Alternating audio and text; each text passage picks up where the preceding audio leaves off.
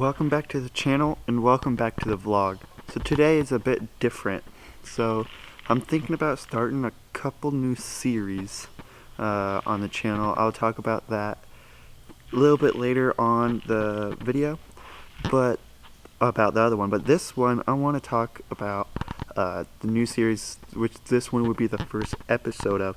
That's called Ethan News.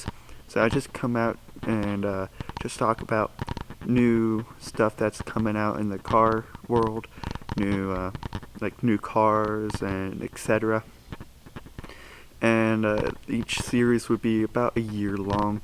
So this one, series 1, won't be. It'll just go through into the end of 2019. Series 2 will start at season 2, my bad, will start at beginning of 2020.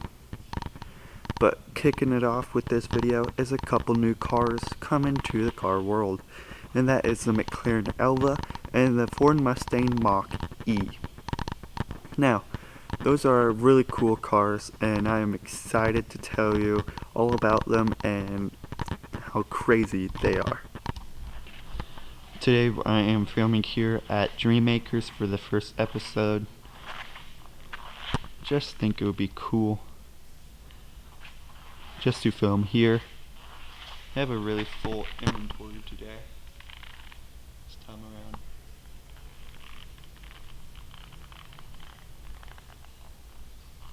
But let's get to the cars. Alright, so kicking it off with the first vehicle will be the McLaren Elva. It's the newest vehicle to the McLaren series lineup, and as of the other day, it consists of 4 cars. The McLaren F1 from the 90s, and if you guys know, it was the fastest production concept car in the world at 258 miles an hour in the 90s. And then it's the McLaren P1, one of the Holy Trinity cars, the hybrid. And then the second newest one, the McLaren Senna, as Ashcrest had one. We've seen one in McLaren of Chicago, obviously up there in Chicago, and now the McLaren Elva.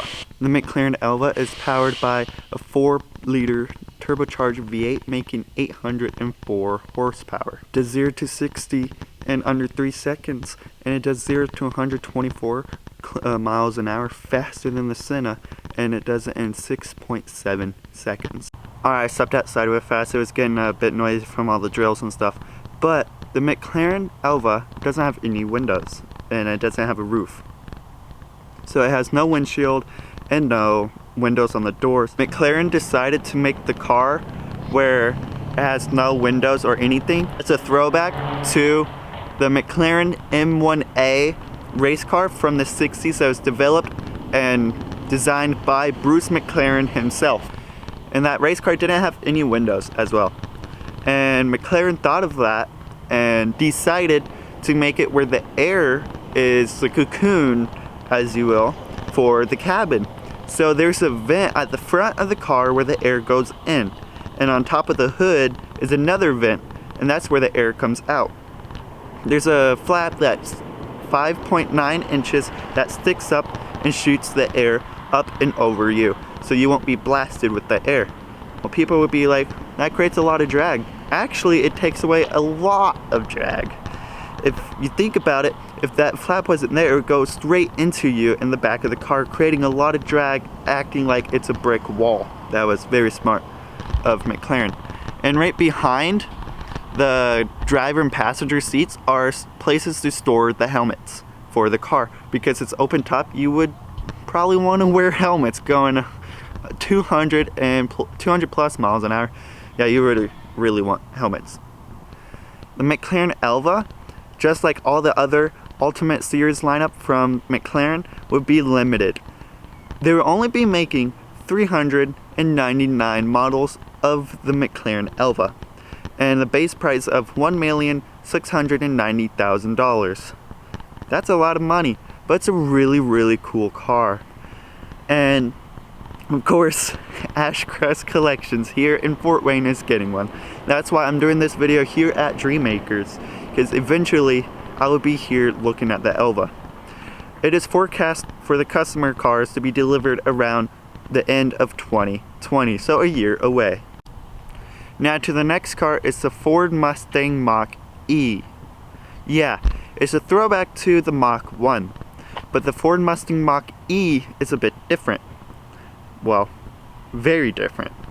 It is an electric Mustang crossover SUV, an SUV Mustang. It is a 4-door SUV and it has 2 electric motors, one powering the front wheels and one powering the rear wheels. It makes a total of 549 horsepower. And no, Model 3, my bad, makes a total output of 540 horsepower. This is Ford's first attempt at competing with Tesla, and it's really cool. It does 0 to 60 in about 3.5 seconds, and the price range would be from $45,000 to $60,000. The regular model of the Mach E would be around $45,000, while the GT Performance will be upwards of $60,000. Its range is about 300 miles till you have to recharge the batteries, and that's pretty good. And of course, just like Tesla's, they're going to have over-the-air updates. And also, kind of like Tesla, they have hands-free driving. Tesla has the autopilot, but you can't take your hands off forever. You only can have them off for about 5 minutes before the car starts beeping at you. While this one, I'm pretty sure you can have your hands off completely and it drives completely for you. They are planning on making a rear-wheel drive version of this for better performance as well. It's forecasted where the customer deliveries will start being around fall of 2020, so not that far away. The way you open up the doors is by a button on the pillars of the doors. You just click it and it opens up for the passenger, and the front of the car, like the driver and the front passenger, you click a button and a small handle will show up that you can grab to open up the door a little bit easier. Now if you look at the interior, there's a big screen, and at the bottom of it is a dial. That dial is for the volume. Developing this vehicle, Ford found out that their customers prefer the dial instead of a plus and minus button on touchscreen displays. And Ford listened and put that in at the bottom of the touchscreen, which looks quite cool. And right behind the steering wheel is your infotainment center, where it shows speed and your other stuff that you would want to see instead of being put off to the side like what Tesla did in the Model 3.